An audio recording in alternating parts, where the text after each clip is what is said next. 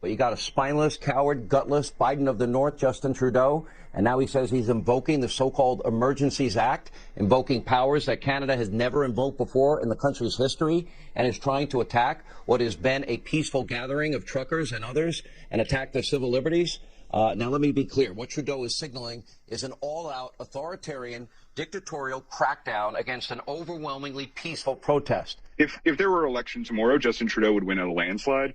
Now, meanwhile, Trudeau's authoritarian tactics have sparked a massive backlash abroad and at home. In fact, today, Trudeau was taken to task on the floor of Parliament, where he let his true colors fly.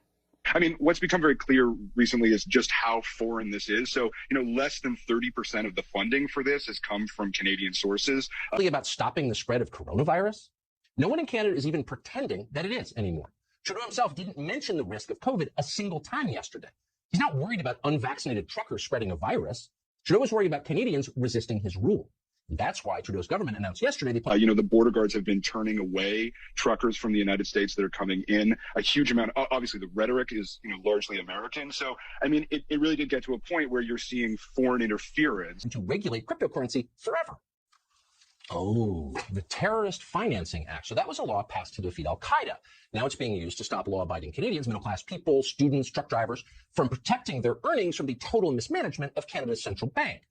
This has devolved from sort of vaccine mandate concerns to general mandate concerns to just anger at the government here and feeding on a lot of that sort of anger that we see in the U.S. and around the world from the far right. And it gets worse because as part of the crackdown, the Deputy Prime Minister is saying they are broadening the country's terrorist financing rules to prevent the truckers from accessing the donations, the crowdfunding platforms, and from even using cryptocurrency. Wow. Talk about authoritarianism. Take a look. Certainly it is definitely true that Ted Cruz is way, way more into this than any Canadian Conservative politician. Certainly someone like Doug Ford in Ontario has taken, very firm steps to, disrupt the financial networks of this group. So, I think it would be fair to say that Canadian Conservatives are opposed to this and in a broad sense. And I think that's something that actually is very important for our country. Very important.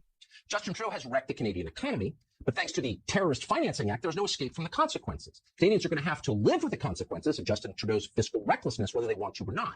Otherwise, they're terrorists. It shouldn't surprise you that Trudeau's first move in the face of a trucker protest was to clamp down on cryptocurrency. Democrats will try this in this country, guaranteed. They'll tell us Bitcoin is a Russian plot. CNN will dutifully back them up. Watch it happen.